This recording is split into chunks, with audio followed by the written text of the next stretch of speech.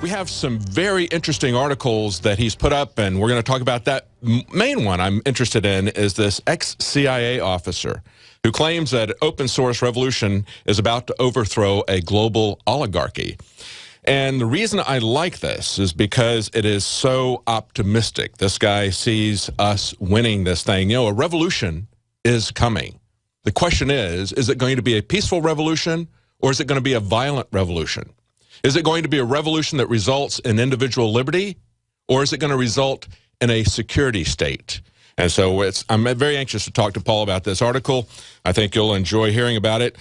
We also have updates on what's going on with SWAT teams all around the country. We've got 10 facts that you need to know about SWAT teams. And we also see that from an article from Mikhail Phelan, we see that SWAT Team Association in Massachusetts, regional SWAT teams say that they don't have to respond to Freedom of Information requests because they're private organizations. And the ACLU says, well, you know, either you're a government organization because you're getting this equipment, this money, this funding, this training, and doing government jobs, or you're breaking the law. What is it? So that's an interesting take on this, to see the arrogance of our government as it continually goes further and further into a secret police state where we're not allowed to know anything about the operation of anyone who works in a government. It's not just the police, it's not just the military, it certainly isn't the CIA or the NSA. Everybody is acting as if they work for the CIA now. They all aren't going to tell you anything, and it's all a top secret. So we're going to be talking to Paul Joseph Watson about that at the bottom of the hour. We've got Alex Jones who's going to be joining us with a special report, and we're going to be talking to Gerald Celente. Now, of course, there's a lot of news about economics. Yesterday, we talked about how they have revised the gross domestic product up from 1% decline to a 3% decline, 2.9%. That is huge. And so we're going to be talking about what's really behind that data. We want to get Gerald Celente's forecast on that. He has a lot to tell us as well about Iraq. That's a favorite topic of his, how the military-industrial complex is always pushing us into war. So Gerald has a lot to say about that, as well as the economic data. And, of course, when we look at this right after the break, when we come back and start going over news, we're going to look at the different excuses that are being offered for this massive decline in the economy. So we're going to look at what's really behind it. We're going to look at the excuses that are going to be put out there. There's also a lot of breaking news about the Supreme Court. They're releasing a lot of decisions here this week. They're coming multiple ones a day. We had a couple of decisions yesterday. One of the ones that I thought was most important was the unanimous decision from the Supreme Court saying that police need a search warrant to look at data on your phone. Really? Do you think? That's great. They unanimously upheld the Fourth Amendment. So that's good. That's real good news.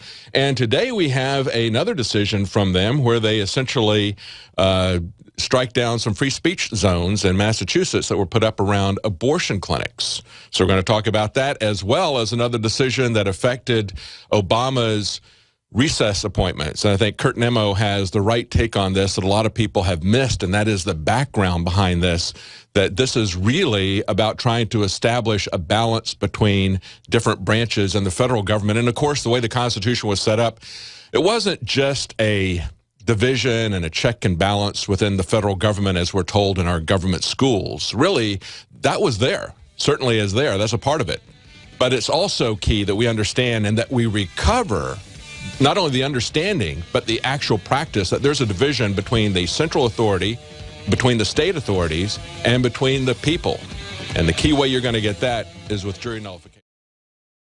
Celebrate the spirit of freedom and liberty upon which our nation was founded at InfoWarsShop.com. Molon Lave is ancient Greek for come and take it. This popular design combines both classic Greek Spartan imagery with modern M16 assault rifles. Now available in women's tees and proudly made in the USA. Celebrate the spirit of 1776 with the George Washington brass belt buckle or this incredibly sharp-looking 1776 hat.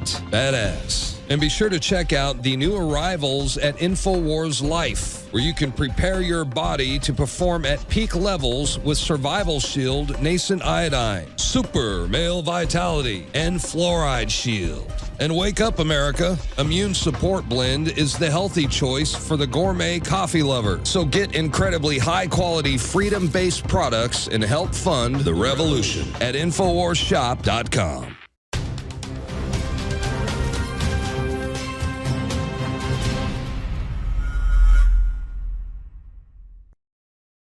A lot of breaking economic news. So we want to get Gerald Celenti's takes on that, on the forecast. We've had a huge downturn, a huge revision.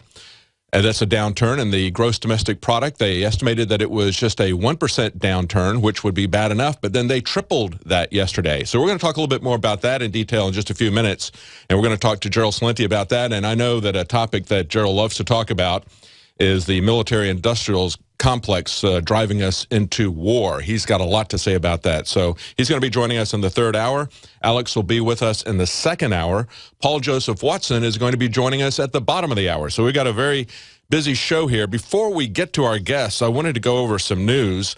There's a story up on Infowars.com from Adon Salazar talking about the growing chorus that is charging Obama with facilitating immigration influx. You know, I'm reminded of the latest Captain America movie where the Robert Redford character says, you have to destroy the world to rebuild it. You know, what they're doing is they're creating a new world disorder before they establish their new world order.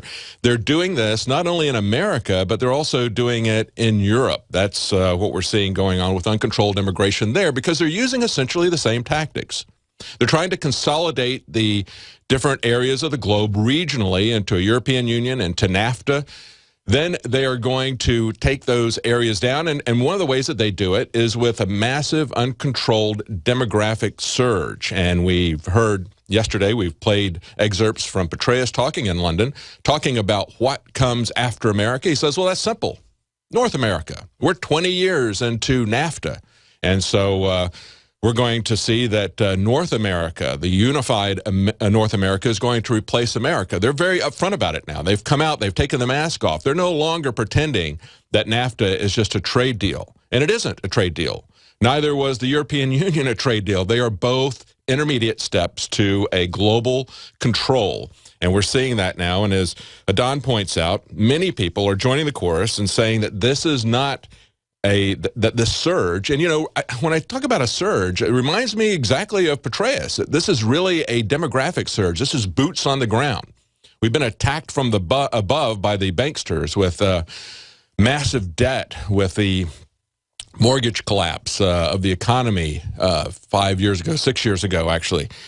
Now we're getting boots on the ground that are going to put that in. And, of course, it's not just a spontaneous humanitarian crisis, but it's carefully concocted, premeditated plan that is purposely set in motion by, as he points out, the Obama administration. And, of course, that plan is coming from NAFTA. And the people that is a lengthy article. You need to take a look at this. But it's Jeff Sessions. We got Jan Brewer. We got the Speaker of the House. We've got Arizona representative saying what occurs when the Obama administration chooses not to enforce our laws. We have the Texas judge. We've got the National Border Patrol Council. These are people, the former Association of Border Patrol officers. They're the boots on the ground. They're the ones seeing that the borders are collapsing, and they're very upset about the fact that they're no longer doing law enforcement. They're just changing diapers and running a taxi service into the United States. And, of course, this is being done by Homeland Security. The same organization that controls our collapsed borders is also harassing and still harassing people in the airport. And, of course, we showed from the mistakenly published unredacted lawsuit that John Corbett had against the TSA, we showed that back in 2011, they admitted in their own internal documents that there was no threat against airports or airplanes. In 2011, at the same time, they were threatening a no-fly zone in Texas, because we had Texas representatives that had already passed unanimously, essentially in the House, to rein in the TSA and its sexual abuse against children, going into their pants, harassing everyone at the border when they come in via plane, but opening up the border completely for anyone to come in. Now, there's a story that's up on the Drudge Report from Paul Joseph Watson, and this is a professor from University of California at Davis, and he also says that this is a deliberate plot. Now, this is what his take on it. He says this is a plot to exclude the American middle class from a University of California education and to create a new demographic of largely immigrant or foreign national undergraduate population that can be re-educated from the ground up and controlled more readily. Exactly. This is about excluding the middle class. This is what the colleges have been doing for a long time, but this is why they're bringing in the massive influx of immigration. They want people who are indebted with gratitude to the state for their education, for everything that the state is lavishing on them, and they are lavishing expenses on them far greater than they are, for example, our veterans of the VA hospitals. They're getting nothing, whereas these people who are coming in illegally are being given everything: transportation, food, clothing, shelter. They are trying to indebt them with gratitude. And if you want to go to college, however, you're not going to get in-state tuition rates. You're not going to get a full ride commission, as he talks about, or tuition. You're not going to get that. Illegals will get it. The children of the illegals will get it, but you aren't. They can go to any state that they want and get in-state tuition. If I were to go from Texas to California, I wouldn't get in-state tuition in California, but illegal aliens will. And so what they're trying to do is they're either going to indebt these people with gratitude to the state that takes care of them in all respects, or if you choose to go to college, you will be so indebted to the banks that you will never get out of debt. You will be an indentured servant to the banks for the rest of your life. You can't dismiss your college loans. That's one thing you can't dismiss with a bankruptcy. So you're going to be a debt slave for the rest of your life. You know, if you're in the middle class, you don't need that brainwashing. If you take a business class on return on investment, you know, you can clup out of college completely. Just forget the whole thing.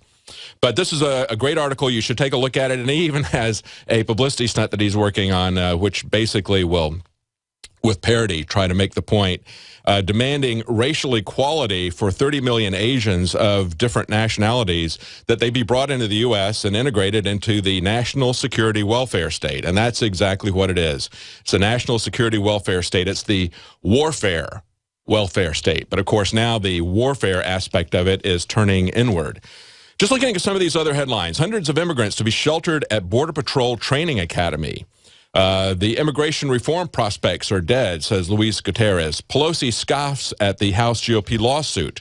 ICE removal operations director confirms years before illegals will have their cases heard. They've got a backlog of so many hundreds of thousands of cases that, of course, they're looking at this as essentially their paperwork that allows them to stay in the United States.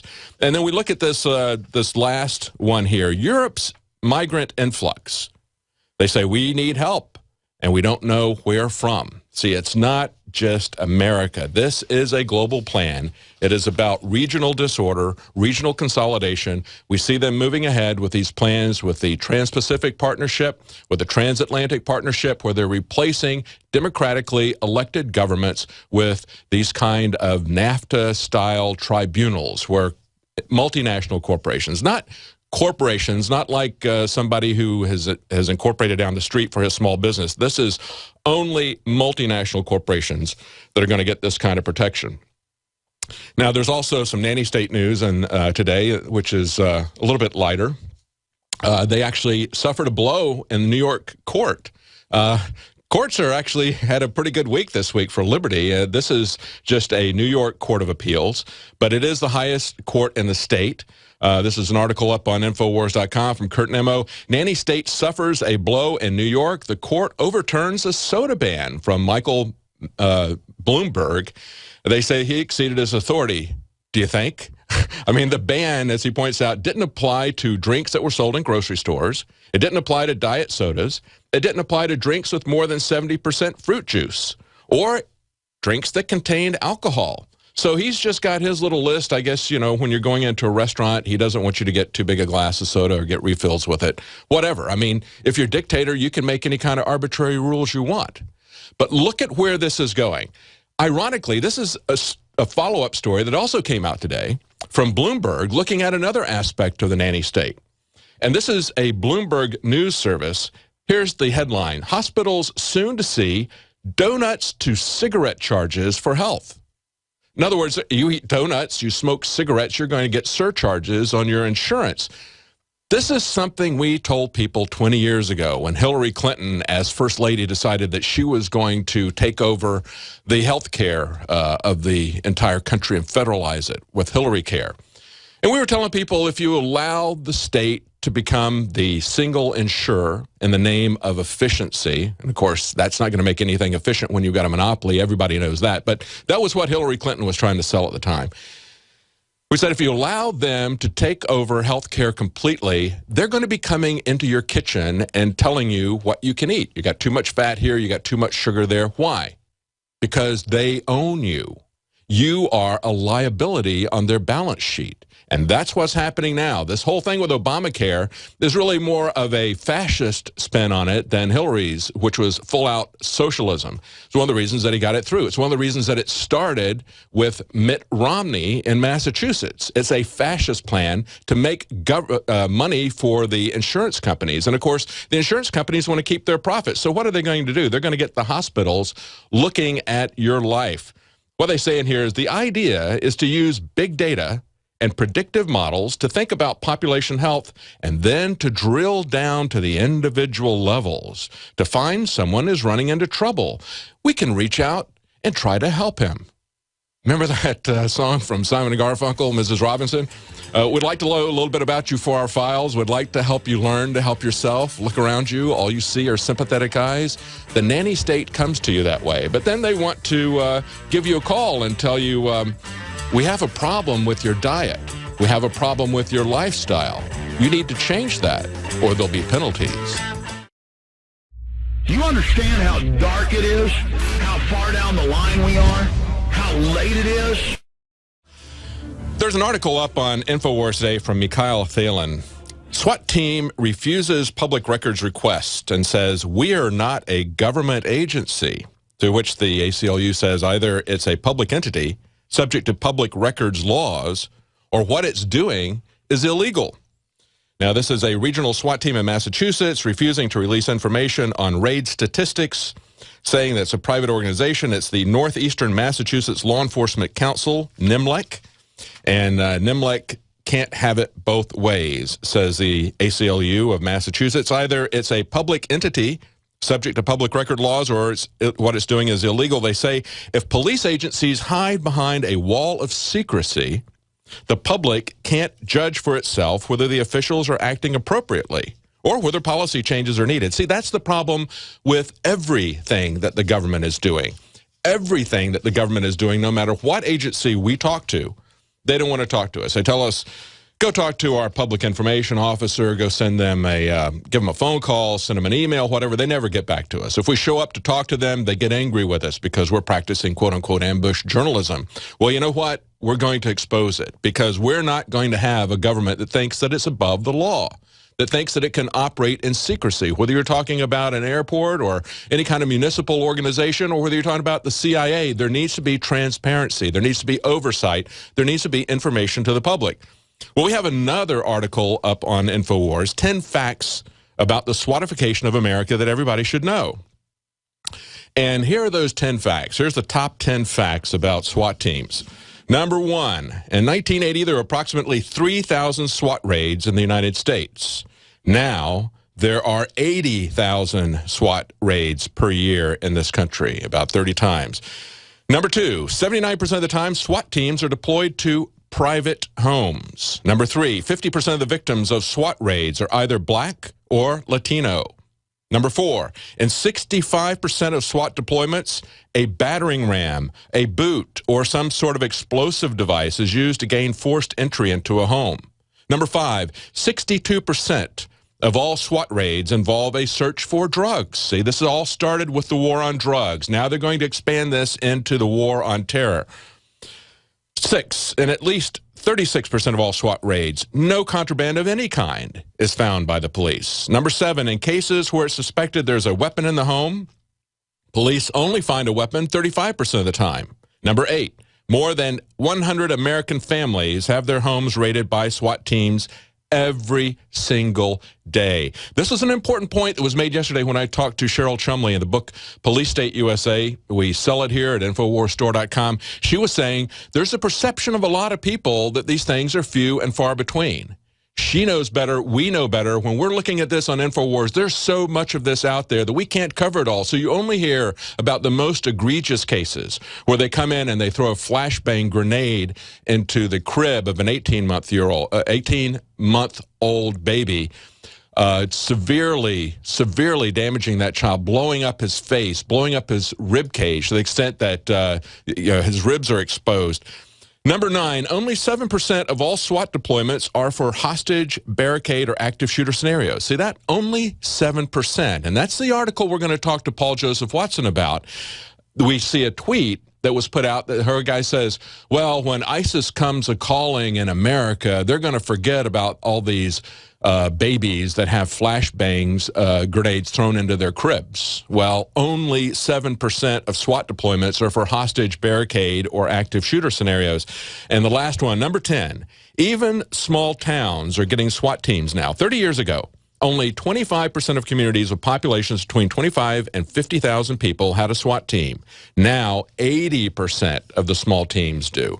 And so we're going to have Paul Joseph Watson joining us in the next segment about this article that he put up today. Law enforcement firm says nobody will complain about the militarized police when ISIS attack.